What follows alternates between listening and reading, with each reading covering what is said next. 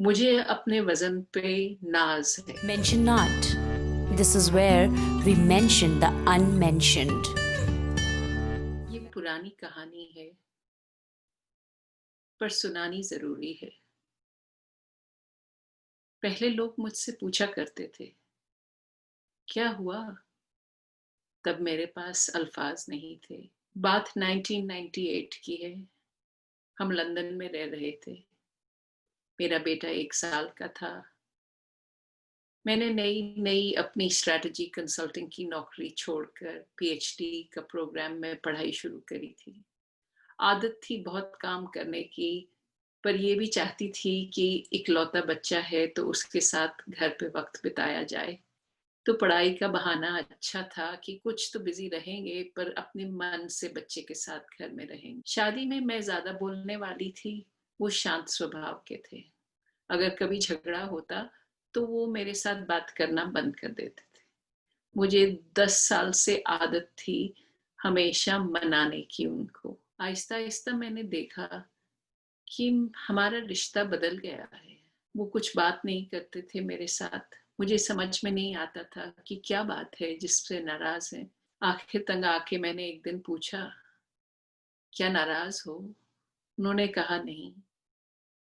पर दिन ब दिन मैं ये देखती कि कोई ना कोई बहाना करके वो मेरे पास बैठते भी नहीं।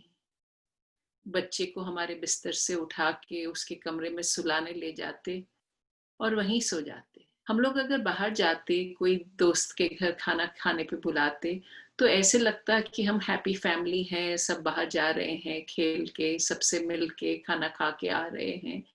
किसी को खबर नहीं पड़ती कि हम मियाँ बीबी आपस में बात ही नहीं कर रहे हैं। आखिर मैंने हिम्मत करके पूछा, कुछ कोई अफेयर है क्या? उन्होंने कहा नहीं। एक दिन खाना खाने के बाद मैं देख रही थी, आ, वो डाइनिंग टेबल साफ कर रहे थे, और जितने प्यार से उन्होंने डाइनिंग टेबल को साफ करा, मुझे लगा कि मेरा हाल इस घर में डाइनिंग टेबल से भी बुरा है। उस दिन मैंने मन में ठानी, मैं पागल नहीं हूँ। ये बात जो मेरे साथ हो रही है ठीक नहीं है। मैंने अपनी सहेली को फोन किया। उसने आके मेरे हस्बैंड से कहा, काउंसलिंग पे जाओगे, जो भी प्रॉब्लम है सॉल्व हो जाएगी। 2 दिन बाद उन्होंने मुझसे कहा, काउंसलिंग पे चलोगी? मैंने कहा हाँ जरूर चलूंगी। वो काउंसलर से मिलके आए थे पहले, पर जब मेरे साथ काउंसलर के पास गए तो काउंसलर ने कहा कि मैं तुम्हें कोई मदद नहीं कर सकती, आप तो कई महीनों से रूममेट्स के जैसे रह रहे हैं। आखिर एक दिन आया जब वो घर छोड़कर चले गए। दोस्तों ने, जान पहचान वालों ने कहा, अरे तुम लोग तो इतने खुश होते थे, क्या हुआ? कोई और है? दोनों की जिंदगी में कोई और नहीं था। कोई मार पिटाई है? नहीं, कोई मार पिटाई भी नहीं थी। कोई झगड़ा है? कोई झगड़ा भी नहीं याद था किसी को। जब बहुत सबने जिद करके हमको मनाने की कोशिश करी, हम लोग 1-2 बार सैर करने अकेले बाहर गए, तो उन्होंने मुझसे कहा एक दिन,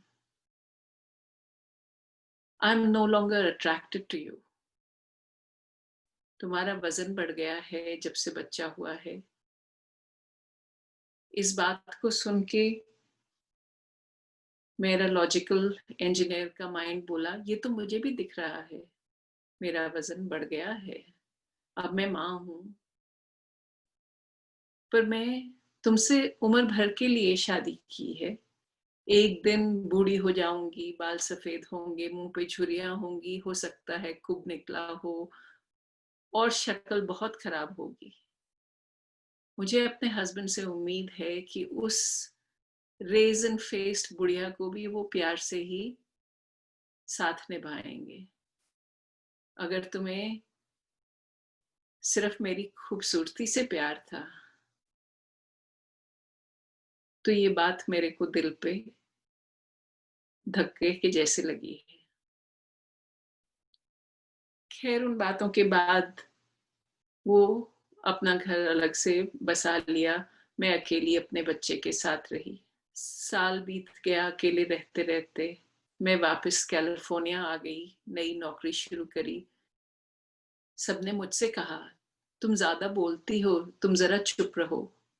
तुम कुछ मत करना जल्दबाज़ी में। शायद उनका मिडलाइफ़ क्राइसिस हो रहा है, अपने आप वक़्त से अकल आ जाएगी।" नौकरी में भी मेरा मन नहीं लगा, 6 महीने में ही नौकरी भी छूट गई। दूसरी नौकरी लेने की हिम्मत तक नहीं बची थी। सिर्फ़ बच्चे की खातिर जो ज़रूरी काम थे, वो मैं करती थी। 4 साल जब बीते, तब मुझे लगा, मैंने सबकी सुन ली, चुप भी बैठ गई। जैसे उन्होंने कहा वैसे किया भी। पर अब अगर वो लौट के आए भी, मुझसे माफ़ी भी माँगी, मैं उन पे भरोसा नहीं कर पाऊँगी। अब ये शादी ख़त्म ही करनी पड़ेगी। जब वो मेरे बेटे को मिलने आए, तो मैंने उनसे कहा, "आप डाइवोर्स ले लें, आपको अगर वापस नहीं आना है तो। ये शादी ख़त्म करें।" उन्होंने हँस के कहा, "मेरे पास फुर्सत नहीं है।" 10 दिन बाद वो वापस लंदन जाने वाले थे। मैं लंदन वापस नहीं जाना चाहती थी कभी भी। ये सोच के मैंने कैलिफ़ोर्निया में डाइवोर्स के लिए अप्लाई किया। आखिर जाके 2005 में हमारा डाइवोर्स पूरा हुआ। उस बात का लंबा असर ये हुआ कि मैंने आज तक अपना वज़न बिल्कुल वैसा ही रखा, जैसा तब था। हेल्थ ज़्यादा इम्पोर्टेंट है, साइज़ इम्पोर्टेंट नहीं है।